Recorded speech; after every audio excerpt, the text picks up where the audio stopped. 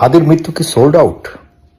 হাদির বড় ভাইকে যতটুকু জানলাম যুক্তরাজ্যে সেখানে এম্বাসিতে একটি গুরুত্বপূর্ণ আহ, পদে তাকে।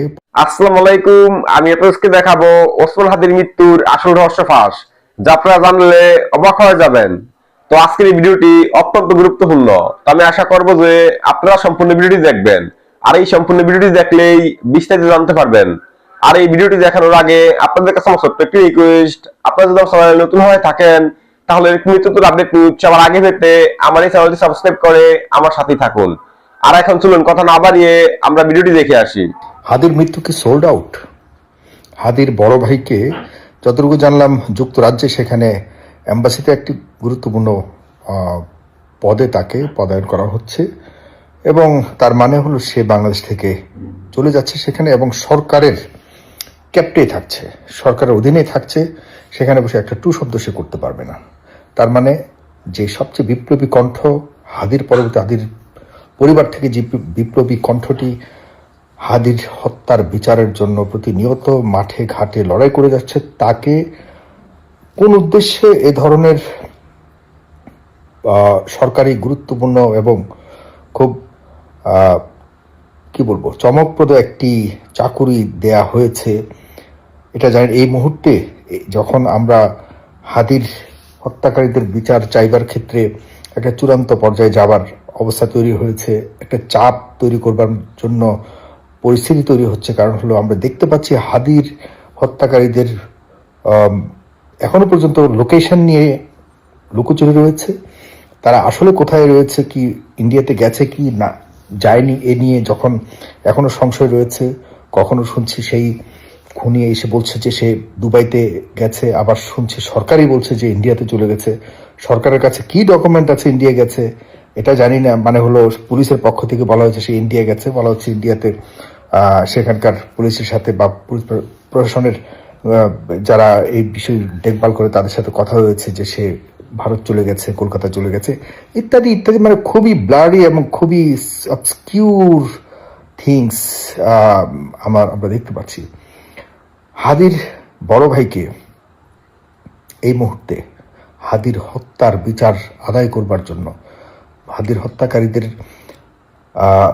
চূড়ান্ত শাস্তি প্রদানের ক্ষেত্রে যে চাপ প্রয়োগ করে বিষয়টিকে আদায় করার জন্য যে হ্যান্ডসগুলি এই মুহূর্তে খুব বেশি প্রয়োজন, খুব বেশি শক্তিশালী, তার মধ্যে অন্যতম হাদির বড় ভাই।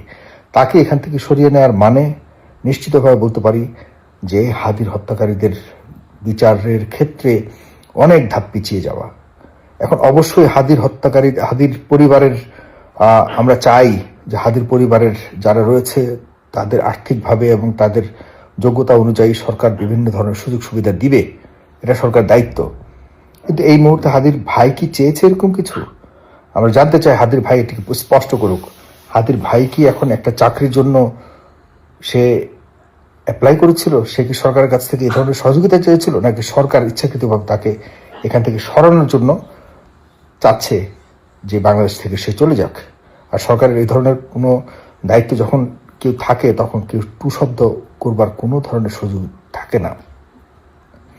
হাদির ভাইকে এটা স্পষ্ট করা উচিত বলে আমি মনে করি। কারণ হলো জনগণ এখনো পর্যন্ত হাদির হত্যাকারীদের বিচার চাইবার জন্য বিভিন্ন জায়গা থেকে যার জায়গা থেকে অনেক প্রতিবাদ করছে। কতটুকু এই প্রতিবাদ চলমান রাখতে পারবে আমাদের দেশের মানুষ আমি জানি না। কারণ আমাদের দেশের মানুষ একটা সময় আসলে যে কোনো ধরনের মর্মান্তিক বিষয়কেও ভুলে যায়, টায়ার্ড হয়ে যায়। নতুন কোনো ঘটনার কারণে পূর্বের ঘটনাকে চাপা পড়ে যায় মানুষ, যে আর আগের ঘটনা মনে রাখে না। এই নিষ্ঠুর বাস্তবতার আলোকে আমরা এখনো পর্যন্ত হাদিকে মনে রেখেছি। সামনে কতটুকু মনে রাখতে পারবো জানি না। কারণ হাদির হত্যাকারীদের বিচার হওয়ার আগ পর্যন্ত আমরা বিশ্বাস করতে পারছি না যে হাদির হত্যাকারীদের বিচার হবে। তো যাই হোক, হাদির যারা হত্যাকারীদের বিচারের জন্য যারা লড়াই করছে এই মুহূর্তে রাজপথে যারা রয়েছে, তারাও কতটুকু আসলে সঠিক পারপাস সার্ভ করছে আমি জানি না। তাদের ব্যাপারেও অনেক কথা উঠছে। তো এটাই বলবো আপনাদের কাছে, আপনারা দয়া করে হাদির ভাইকে আমি বলবো এই ভিডিওটির মাধ্যমে সে কি আসলে রাজপথ থেকে এখন সে সরে যেতে চাচ্ছে কিনা বা সরে যাবে কিনা, এই চাকরি গ্রহণ করবে কিনা, তার অবস্থানটি স্পষ্ট করা উচিত। আমরা হাদির হত্যার বিচার চাইবই এবং এর মাধ্যমে বাংলাদেশের সার্বভৌমত্ব রক্ষিত থাকবে, না হলে অরক্ষিত থাকবে আমরা সবাই। এটি হতে দেয়া যাবে না কখন। আর অবশ্যই নির্বাচন সময় মতো হতে হবে। কেউ যদি মনে করে হাদি হত্যার বিচার চাইবার মাধ্যমে নির্বাচনকে বানচাল করবে, ষড়যন্ত্র করা হতে পারে, এটি ভুল।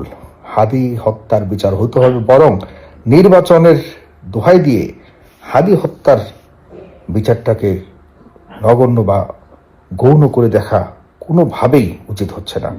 এবং তারাই আমরা মনে করি যে হাদি হত্যার যে বিচারকে বানচাল করবার চেষ্টা করা হচ্ছে নির্বাচনের দোহাই দিয়ে। সুতরাং এই উদ্দেশ্য, এর পেছনে কি আছে না আছে আরও গভীর তদন্ত করবার সুযোগ রয়েছে বলে মনে করি। ধন্যবাদ। সালাম আলাইকুম। তো আমি আশা করছি যে আপনারা সম্পূর্ণ ভিডিওটি দেখেছেন। তো আপনাদের যদি এই বিষয় নিয়ে কোনো মতামত থাকে আমাকে অবশ্যই কমেন্টে জানাবেন। তো আমি এখানে ভিডিওটি শেষ করতেছি। তো দেখা হচ্ছে পরবর্তী ভিডিওতে। সে পর্যন্ত সবাই ভালো থাকবেন, সুস্থ থাকবেন। আল্লাহ হাফেজ।